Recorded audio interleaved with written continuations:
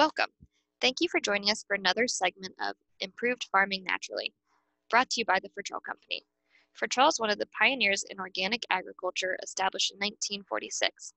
We offer the most experience in the industry with over 74 years of supporting organic and natural farming.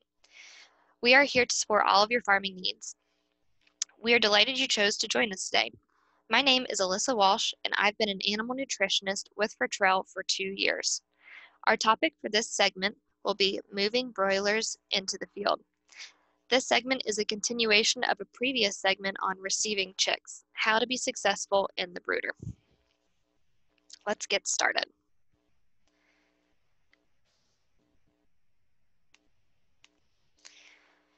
Usually, chicks are in the brooder for about 3 weeks.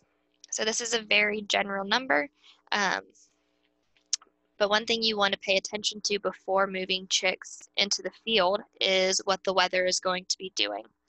So if you're putting broilers out to pasture in the middle of summer, let's say July, and the temperatures are going to be in the upper 90s or low 90s, you can probably put your chicks out a little bit sooner instead of waiting for that 3 weeks because the weather is going to be warm. You just want to make sure that the lows don't go below 60 degrees Fahrenheit because that's going to be too cold for the chicks, and that can affect their overall growth and development. Now, if you're going to be putting the chicks out onto pasture and the temperatures are going to be on the colder side, and especially if there's going to be rain in the forecast, you might want to consider keeping them in the brooder for a little bit longer, maybe for a couple more days. And I do understand that that can be kind of difficult, especially as they get older. The manure load in the brooder is going to get heavier, and it's probably going to get a little bit smellier as well. But holding them in that brooder for a couple extra days, as opposed to putting them out to pasture whenever it's going to be cold and it's going to be rainy, is going to help them with their overall health and success. So if a chick gets a cold, damp chill early on in life, it can cause issues such as ascites and heart attacks, and that can affect your growth and it can affect your mortality as well. So the biggest thing you need to pay attention to is the weather. So know your region and watch the weather, and then that way you can plan accordingly to when you're going to put your chicks out to pasture. So after they've been in the brooder for about 3 weeks, they know the brooder, they're comfortable there.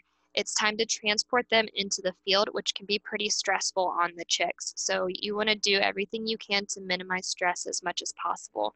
So when handling them, you want to handle them quickly, but not too aggressively. And basically, the goal is to just make this transition as smooth as possible for your chicks. So your chicks, whenever they go out to pasture, are going to be going into a chicken tractor. So what the chicken tractor is basically just a comfortable living space for your chicks. Now, there are so many different designs when choosing what chicken tractor is going to work best for you and your needs. Is you really need to pay attention to your strengths and limitations and your location as well. So for example, if you plan on doing maybe smaller batches, or if you're going to have multiple pins and you're going to be moving these pins on your own by hand, you need to have a chicken tractor that you're able to move on your own.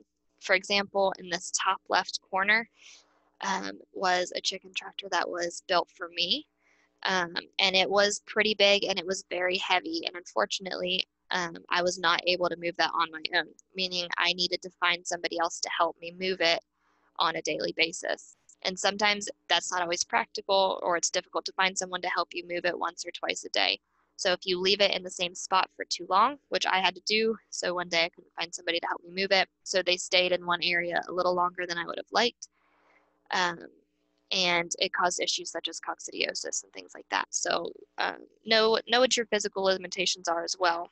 You got to consider your location also. So the top right corner picture is a picture of a Joel Salatin style pin.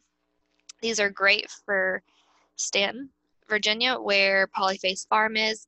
However, in areas where it gets hotter, these get really, really hot, and it's very uncomfortable for the chicks. So pay attention to location and your physical abilities as well when choosing the chicken tractor for your chickens. Another thing I want to talk about is the feeders and waters that you choose for your chicken tractors. You want to use the same or similar feeders and waters as you had in the brooder. The main reason for that is because it's going to help reduce confusion. So if you have a trough style water in the brooder and then you're going to go to nipple lines in the field, it might take them some time to figure that out. So keep that in mind. Try to keep them as similar as possible, and that's going to help keep them on feed and water and help them with their growth and help reduce stress as well. So yeah, there in terms of shelter designs, there really is no wrong shelter. You just need to come up with something that's going to work for you and on your farm.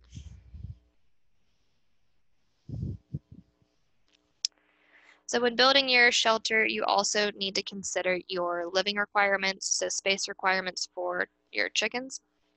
You need an average of 1.5 square foot per bird for for the entire time that they're in the field. Now, if you're living in a warmer location, maybe you're in Arkansas or Florida or North Carolina, where it's going to get pretty warm, like an average of 95 with high humidity, you might want to consider increasing your living space to 2 square feet per bird. And the reason you want to do that is because if they're a little bit closer, they're giving off body heat, they're going to get hotter. So that extra room is going to help them with their body temperature and help regulate that. Feeder and water space is also very important. For birds, you want to have 3 to 4 inches of linear feeder and water space to reduce competition. For nipple waters nipple waters, 10 to 12 birds per nipple is an average for that too. So making sure you have enough feeder and water space is important because water consumption drives feed consumption and feed consumption drives growth. So all of that is very important. All right, let's talk about some basic feed expectations. When you move chicks out to the field, a lot of people are going to be feeding a starter feed in the brooder, and then they're going to switch on to a grower feed once they move into pasture. But the feed that you are getting for your broilers, feed needs to be fresh, it needs to be balanced, and it also needs to be accessible. What I mean by it being fresh is ideally you're going to feed this feed within 10 to 14 days from the manufactured date. Um, I understand that sometimes that's not always practical if you have smaller batches or if your feed mill is a little bit further away, but the feed is freshest for the first 10 to 14 days. After that time, the carbohydrates are going to start to oxidize and feed is going to go a little bit stale. So think about bread that's been left open overnight. So you can still eat it, but it's just not going to taste near as good. But you really don't want to feed older than 30 days. Um, is a good rule of thumb for that. Your feed also needs to be balanced. So as I mentioned previously, um, a lot of people are going to be feeding a grower feed once they're in the field. Depending on your breed, you're going to want an 18 to 19% crude protein feed. So an 18% is going to be better suited for your Cornish crosses. Your 19% protein grower feed is going to be more suitable for your Freedom Ranger type birds, a little higher protein for them. And feed also needs to be accessible. So we talked about how important feeder space was in the previous slide. You need to make sure that there's enough feeder space for every bird to eat at the same time. Feed competition can lead to a number of issues such as stress. So in this high stress can sometimes lead to mortality.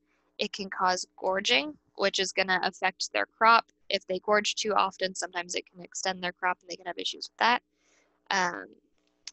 And it can also affect your carcass quality. So if you don't have enough feeder space, the birds can be crawling all over each other whenever you're going to feed, and that could cause them to scratch each other, and that's going to affect your overall carcass quality.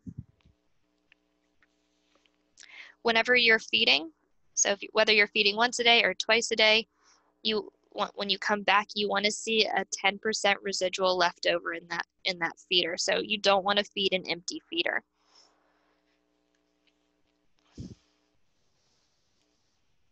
All right. So we mentioned a little bit earlier how you are at the mercy of the elements and at the weather. So one of the issues that you need to pay attention to is cold and damp, especially nights. If chickens get a cold, damp chill, this can cause ascites, which is basically their body is having an issue with oxygen regulation. So you can see in these pictures how dark the comb is on the chicken on the left and how purple the skin is on that chicken on the right. So this chicken on the right died from a heart attack, and it died from a heart attack because it had ascites because of a cold, damp chill. Um, I've gotten a lot of phone calls about ascites this past spring, so it is an issue that happens to growers all over the country. Sometimes it's difficult to manage. The best way that I can suggest is if you're able to give them a dry place to get off of the wet ground, that's going to be really beneficial. Or if you're able to block a side so that a draft can't come through, that's also going to help as well. Another thing you need to consider while they're out on pasture is heat stress. Heat stress is pretty hard on the birds.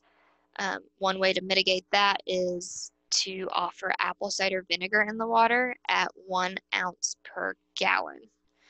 So again, being out on pasture and out in the field, we are at the mercy of the elements. So the only thing we can do is just try to manage them the very best of our ability to try to keep them growing safely and growing healthily. All right, the last thing I want to talk about is the final hours of the chicken's life. So before processing, 12 hours before processing, you want to pull feed from them. You can leave water, but you want to pull the feed. That way the digestive tract is clean. Also, whenever you are collecting the birds to take them to the processor, you want to try to keep stress really low. So if you go in either early in the morning or it's going to be a little bit, when the lights are a little bit dimmer, it's going to make catching your birds a little bit easier. So the reason that we want to reduce this stress and we want to reduce the wing flapping, excessive wing flapping, is because it can cause deep pectoral myopathy or green muscle disease, which is basically just bruising. And you'll see it, you can see pictures, examples of pictures in here to the right. So you can still eat them, but it affects your carcass quality and it's not very nice. So reduce that stress is going to help alleviate some of those issues. All right. Well, thank you guys very much for joining us. I really appreciate your time. If you have any questions about the presentation, you can always comment on the comment section and we will respond as quickly as we possibly can. Again, my name is Alyssa Walsh and I'm one of the animal nutritionists for the Fur Trail Company. Thank you so much for your time.